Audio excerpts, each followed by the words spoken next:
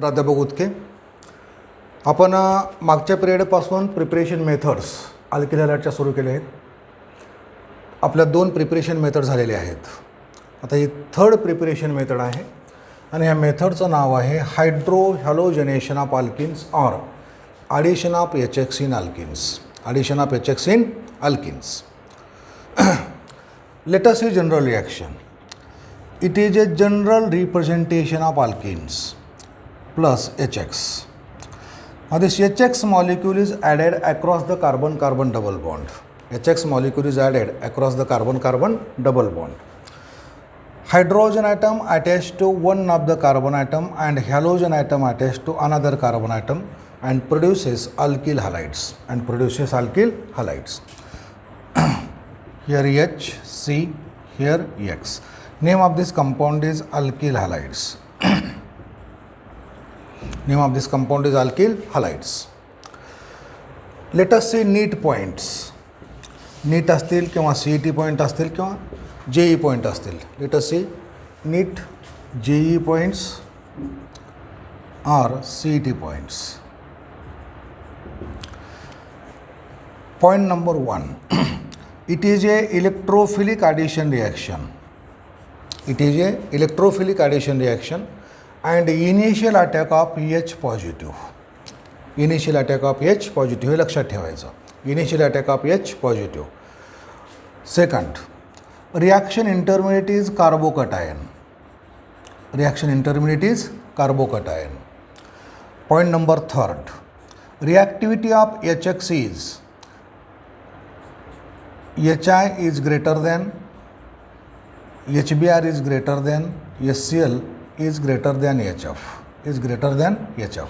Generally आपण HF हा घेत नाही आहे तरी पण रिॲक्टिव्हिटी लेवलमध्ये हा राहू द्या. HI is greater than, HBr is greater than, HCl is greater than HF. Number 4th point. Unsymmetrical alkenes undergoes addition reaction according to Markovnikov's rule. Unsymmetrical alkenes undergoes addition reaction according to Markovnikov's rule.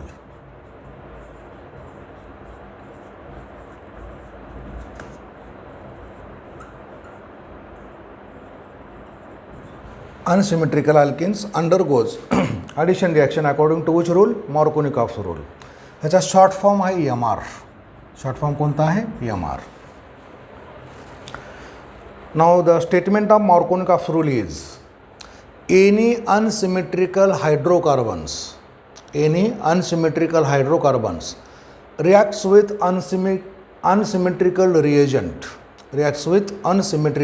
reagent like HX, H2SO4, water, ammonia, HOCl. Then negative part of the adding agent goes to that carbon atom which have less number of hydrogen atoms. Negative part of the adding reagent goes to that carbon atom which have less number of hydrogen atoms. Ultimately, positive part of the adding reagent goes to that carbon atom which have more number of hydrogen atoms. आणखीन एक statement आहे Markovnikov रूलचं, ते फार महत्त्वाचं statement आहे. Most stable carbocation produces major product. Most stable carbocation produces major product. ही दोन्ही पण स्टेटमेंट मार्कोनिकॉफ रूलचे लक्षात ठेवायचं. Now let us see examples. CH2 double bond CH2 plus HCl. It is a symmetrical alkene. Hydrogen atom attached to one of the carbon atom and Cl attached to another carbon atom, and there is a formation of CH3CH2Cl, ethyl chloride. Ethene on hydrochlorination produces ethyl chloride. Another example, CH3CH double bond CH2 plus HBr. आपण HX कोणताही घेऊ शकतो, हे लक्षात असू द्या. Propane is unsymmetrical alkene. Addition according to Markovnikov rule. Addition according to Markovnikov rule. Negative part of the adding reagent. हा delta positive असतो, हा डेल्टा निगेटिव्ह असतो, हे लक्षात असू द्यायचं. Negative part of the adding agent goes to that double bonded carbon atom having less number of hydrogen atom, and positive part goes to that carbon atom which have more number of hydrogen atom, and the product of the reaction is CH3 CHBr CH3. Name of this compound is isopropyl bromide. Formation of this product depends upon the stability of carbocation. Formation of this product depends upon the stability of carbocation. In this reaction, secondary carbocation is formed. It is a most stable. That's why formation of this product depends upon stability of carbocation. Let us see another example. CH3C CH3 double bond CH2 plus HI. Name of this compound is isobutylene. Name of this compound is isobutylene. Isobutylene is unsymmetrical alkene. Again, undergoes addition according to Markovnikov's rule, produces negative part attached to that double bonded carbon atom having less number of hydrogen atoms, and the positive part goes to that carbon atom which have more number of hydrogen atoms, and produces products CH3 CH3I CH3 tertiary butyl iodide. Product is tertiary butyl iodide. Let us see another example. CH3C CH3H CH double bond CH2 plus HBr. असे example काळजीपूर्वक लक्ष ठेवायचं बेटा. आता तुम्हाला वाटतं असेल की आपल्याला ॲडिशन ह्या दोन कार्बन ॲटममध्ये करायचं आहे आणि आपल्याला प्रॉडक्ट मिळवायचं आहे, पण तसं ह्या रिॲक्शनमध्ये होऊ शकत नाही. Formation of major product depends upon the stability of carbocation. This is a rearrangement reaction. This is a rearrangement reaction. पहिल्यांदा रिॲक्शनचं मी तुम्हाला प्रॉडक्ट सांगणार आहे आणि त्यानंतर मी तुम्हाला याचं मेकॅनिझम सांगणार आहे. त्यानंतर काय सांगणार आहे? मेकॅनिझम सांगणार आहे. तर ह्या रिॲक्शनचा प्रॉडक्ट आहे CH3C CH3 here Br CH2 आणि CH3 tertiary pentyl bromide. Tertiary pentyl bromide हा जो Br आहे हा Br इथं न अटॅच होता इथं अटॅच होतो. त्याचं कारण आहे formation of stable carbocation. Formation of stable carbocation. तर ही जी रिॲक्शन आहे रिॲक्शनचं मेकॅनिझम मी तुम्हाला सांगणार आहे. ही रिॲक्शन कसं म्हणजे प्रॉडक्ट कशा प्रकारे आपल्याला मिळाला याचं मेकॅनिझम मी आता घेणार आहे. Okay.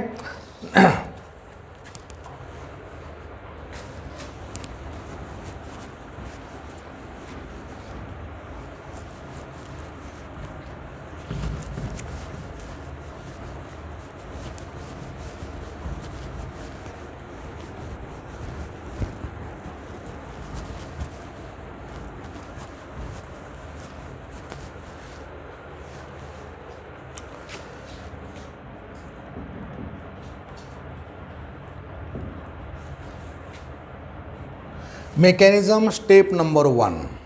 Mechanism step number 1. Heterolysis of HX.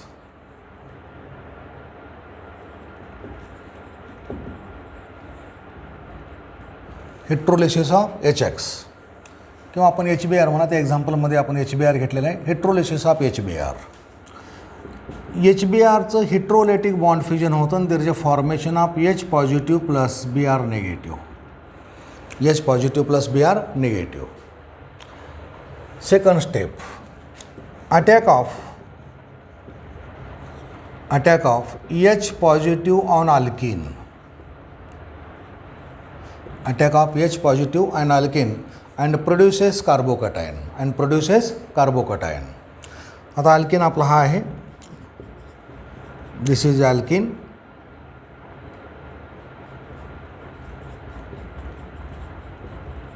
ह्याच्यावर H पॉझिटिव्हचा अटॅक होतो. By applying electromeric effect to carbon carbon double bond. By applying electromeric effect to carbon carbon double bond in the presence of attacking reagent pi bonded electron transport towards one of the carbon atom depending upon the stability of carbocation. here pi bonded electrons are transferred towards this carbon atom. That's why this carbon atom is negative and this carbon atom is positive.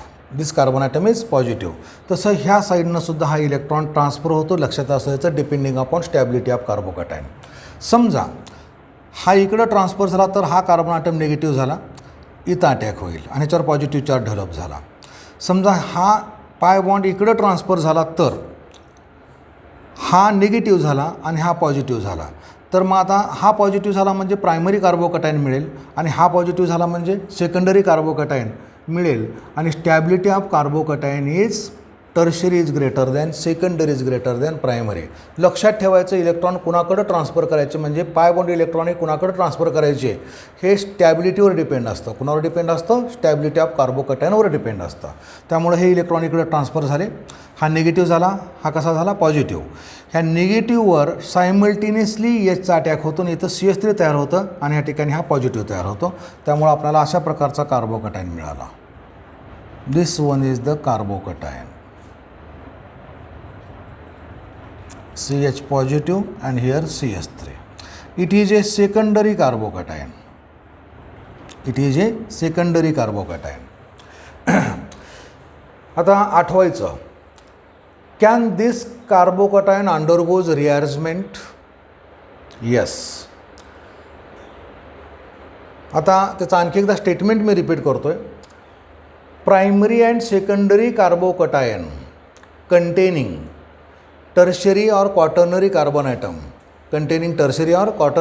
atom undergoes rearrangement by 1,2 hydride shift or 1,2 methyl shift to form most stable tertiary carbocation which leads to produce major product. मग ह्या कार्बोकॅटायनचं rearrangement होतं का? तर होतं. तर ह्या carbocation हा secondary आहे आणि ह्यामध्ये टर्शरी कार्बन आयटम प्रेझेंट आहे. हा जो कार्बन आयटम आहे तो टर्शरी आहे, त्यामुळे तर रिअरेंजमेंट करायचं. तर रिअरेंजमेंट कोणत्या ह्यानं करायचं? 1,2 हायड्राईड शिफ्टनं करायचं. तर आता थर्ड स्टेप ह्याच्यामध्ये येते rearrangement of carbocation.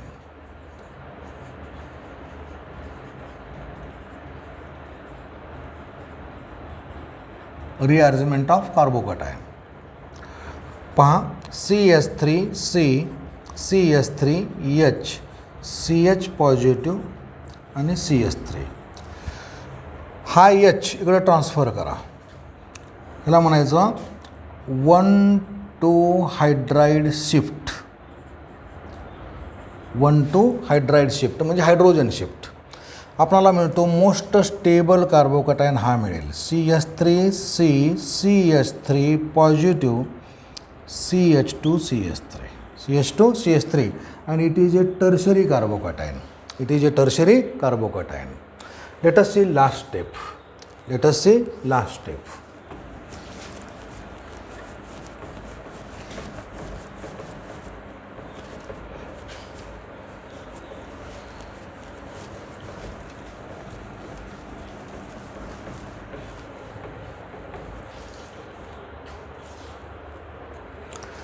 Step number 4. Attack of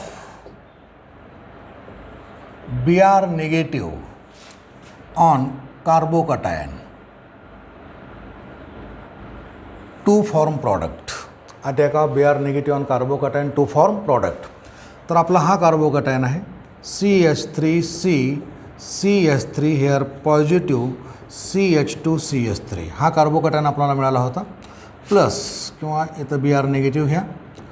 हा Br negative positively charge carbon आयटमवर अटॅक होतो. There is a formation of product. तर our product is CH3C CH3 here Br CH2 CH3. Tertiary pentyl bromide is the product. सर्वांना समजलेलं आहे mechanism याचं कसं आलं ते. आणखी एकदा पहा mechanism. First step heterolysis of HBr. HBrचं हिट्रोलिसिस झाल्यानंतर आपल्याला H पॉझिटिव्ह आणि Br निगेटिव्ह मिळतो. त्यानंतर attack of H positive on alkene. हा अल्किन आहे आपला. H पॉझिटिव्हचा अटॅक होतो. Pi bond electron one of the carbon ॲटमकडे ट्रान्सफर होतात depending upon the stability of carbocation. आपल्याला अशा प्रकारचा कार्बोकटायन मिळाला, सेकंडरी कार्बोकटायन. तसं ह्या रिॲक्शनमध्ये प्रायमरीसुद्धा मिळत असतो, पण स्टेबल कार्बोकटायन तयार करण्याचा प्रयत्न करा. आता ह्या कार्बोकटायनचं इमॅजिन करायचं किंवा आठवायचं की ह्याचं रिअरेंजमेंट होऊ शकतं का, तर होऊ शकतं, कारण ह्याच्यामध्ये टर्शरी कार्बन ॲटम आहे. त्यानंतर रिअरेंजमेंट ऑफ कार्बोकटायन पॉसिबल असेल तर करा किंवा डायरेक्ट अटॅक केलं तर चालेल. इथं पॉसिबल आहे रिअरेंजमेंट म्हणून आपण ही स्टेप वाढवलेली आहे. तर इथला एच इकडे ट्रान्सफर झाला आणि आपल्याला टर्शरी कार्बोकटायन मिळालेला आहे.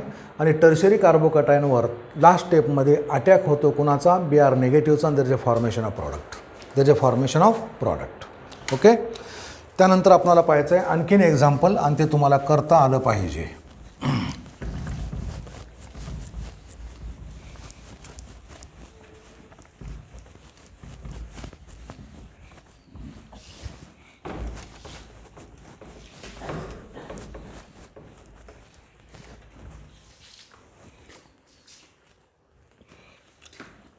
Next example.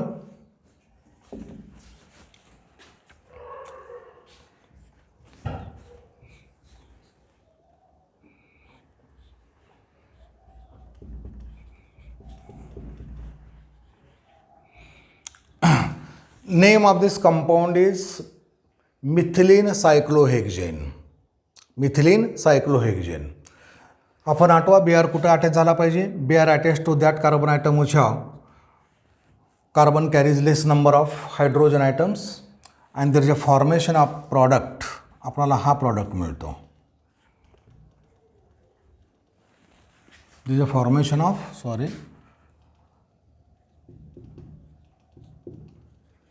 हा प्रॉडक्ट मिळतो. Late us see another example.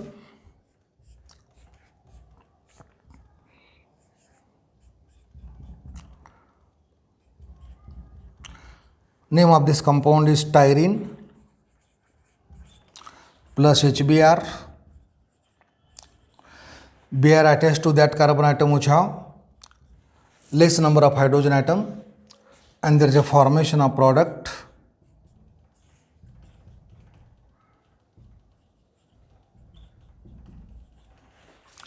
Hydrogen इथं अटॅच करा, Br तिथं ह्या अटॅच करा, there is a formation of this product. There is a formation of this product. Now let us see anti-Markovnikov rule or peroxide effect. Let us see anti-Markovnikov rule or peroxide effect.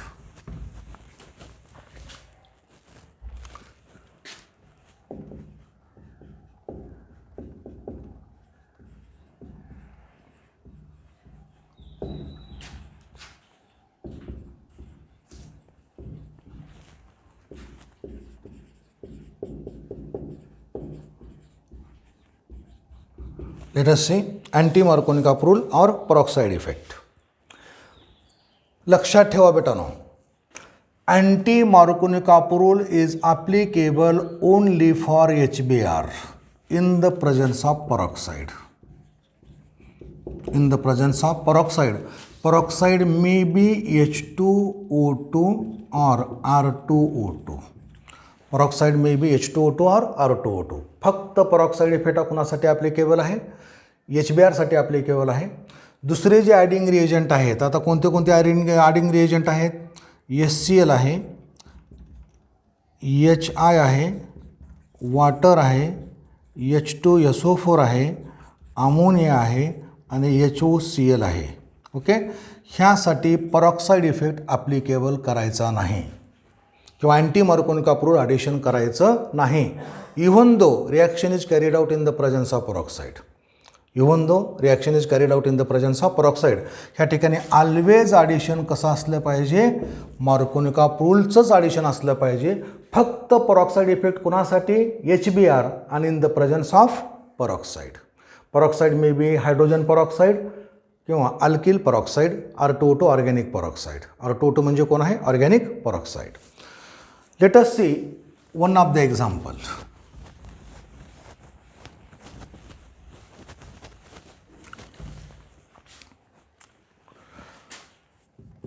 CH3CH double bond CH2 plus HBr. जर peroxide असेल तरच addition कोणत्या रूलप्रमाणे, anti Markovnikov रूलप्रमाणे, अन्यथा करायचं नाही. हे लक्षात असू द्या. जर H2O2 असेल तरच ॲडिशन कोणत्या रूलप्रमाणे, अँटी मार्कोनिकॉफ रूलप्रमाणे, अन्यथा करायचं नाही. ओके. आता हा जो Br आहे हा Br CH2ला अटॅच करा आणि हा H ह्या साईडला म्हणजे दुसऱ्या CHला अटॅच करा. There is a formation of compound CH3 CH2 CH2Br. Propene is reacted with HBr in the presence of peroxide produces N-propyl bromide.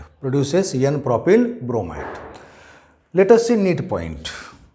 याचे नीट पॉईंट किंवा CET पॉईंट किंवा आपल्याला JEE पॉईंट ह्याचे पाहिजे आहेत. Point number 1, it is a free radical addition reaction and initial attack of Br free radical. Free radical. H free रॅडिकलचा अटॅक होऊ शकत नाही पहिल्यांदा अटॅक कोणाचा असतो, Br फ्री रॅडिकलचा अटॅक असतो. हे लक्षात ठेवायचं. सेकंड पॉईंट आहे addition according to which rule, anti-MR. Addition according to anti-MR. What is the statement of anti-MR? Me statement सांगणार आहे.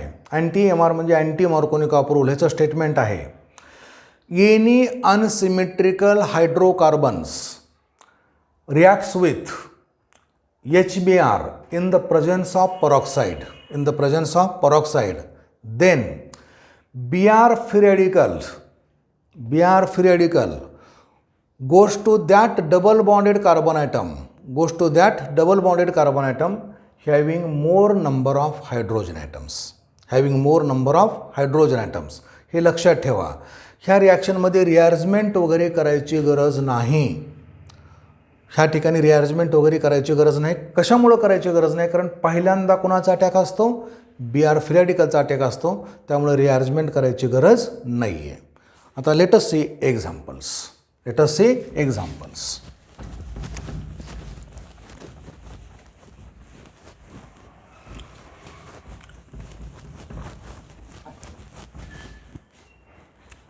याच्या अगोदर एक आपण एक्झाम्पल पाहिलं होतं.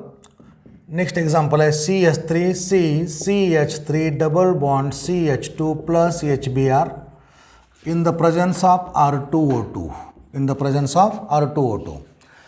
Br free radical attached to that double bonded carbon atom having more number of hydrogen atom and H attached to less number of hydrogen atom, and there is a formation of a product CH3CH3HCH2Br. Isobutyl bromide is the product. Let us see another example. CH3C CH3H CH double bond CH2 plus HBr in the presence of again R2O2. आपण R2O2 नसताना ही reaction पाहिली होती, आठवत असेल तर पहा. मागचं example आपण घेतलं होतं. ओके. तर ह्या ठिकाणी आपल्याला रिअरेंजमेंट वगैरे करायची काही गरज नाही, कारण Brचा पहिल्यांदा अटॅक असतो. त्यामुळं इथं Br अटॅच करा. इथं Br अटॅच केल्यानंतर हायड्रोजन किती जर आपण मायग्रेट केले तर प्रॉडक्टमध्ये फरक पडू शकत नाही आहे. H इथं अटॅच करा. There is a formation of product. Rearrangement करायची गरज नाही आहे. CH3 CH CH3 CH2Br. समजलं बेटा तुम्हाला. ह्या ठिकाणी रिअरेंजमेंट वगैरे करायच्या भानगडीत पडायचं नाही. Late us see another example. CH3. आता कंपॅरिझन मी एक्झाम्पल घेणार आहे. CH3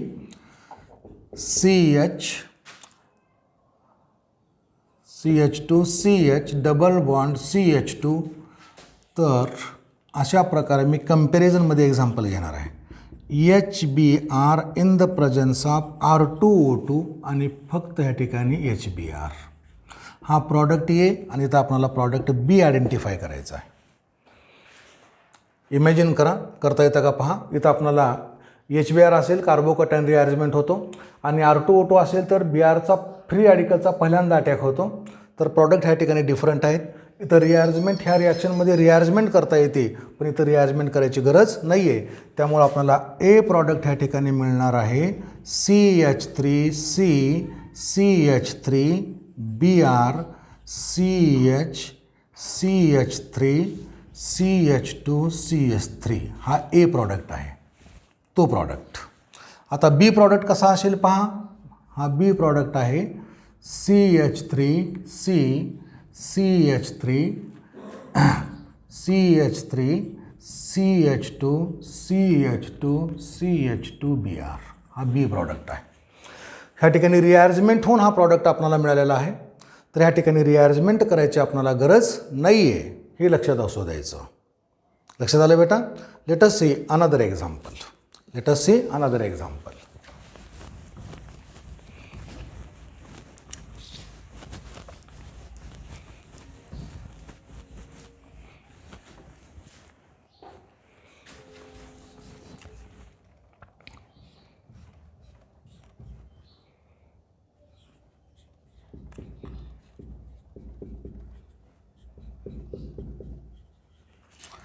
Styrene, name of this compound is a styrene. In the presence of H2O2 or R2O2 कोणताही एक चालेल. Addition according to which rules? Addition according to anti-Markovnikov rule. And product of the reaction is, product कोणता मिळतो पहा, CH2 CH2Br. CH2 CH2Br.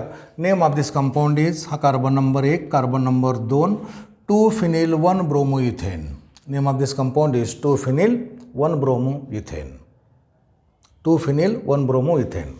Let us see another example. CH3 CH3 CH double bond CH2 plus आपण HCl घेतलं आणि in the presence of R2O2 घेतलं. तर addition anti MRनं करायचं नाही, हे पहिल्यांदा मी सांगतो तुम्हाला. अँटी MRनं ॲडिशन करायचं नाही. इव्हन दो R2O2 जरी असलं तर ॲडिशन कोणाने करायचं, फक्त MRनंच करायचं. फक्त कोणासाठी करायचं, MRनंच करायचं. MR म्हणजे कोण, मार्कोनिकॉफ रूल पुन्हाच ॲडिशन करायचं. अँटी मार्कोनिकॉफ रूल पुन्हा ॲडिशन करायचं नाही आहे. तर प्रॉडक्ट आहे रिॲक्शनचा आपला. प्रॉडक्ट पहा कसा मिळतो, CH3 CH3 Cl CH2 आणि CH3 CH2 आणि CH3. तर तुम्ही लक्षात असू द्या, anti Markovnikov rule is applicable only for HBr in the presence of peroxide. In the presence of peroxide. In the presence of peroxide. दुसरा कोणताही ॲडिंग रिएजंट जर असेल आणि R2O2 जर आपण फसवण्यासाठी दिलेला असेल किंवा H2O2 जर फसवण्यासाठी दिलेला असेल तर आपल्याला ॲडिशन कुणाप्रमाणे करायचं आहे, फक्त आणि फक्त मार्कोनिकॉफ रूलप्रमाणेच करायचं आहे. अँटी मार्कोनिकॉफ रूलप्रमाणे ॲडिशन करायचं नाही. हे फसवण्यासाठी तुम्हाला दिलं जातं, HCl घेतलं जातं, R2O2 घेतलं जातं, पण या ठिकाणी अँटी MR वापरायचं नाही आहे. तर आपल्याला काय वापरायचं आहे, मार्कोनिकॉफ रूल आपल्याला या ठिकाणी वापरायचं आहे.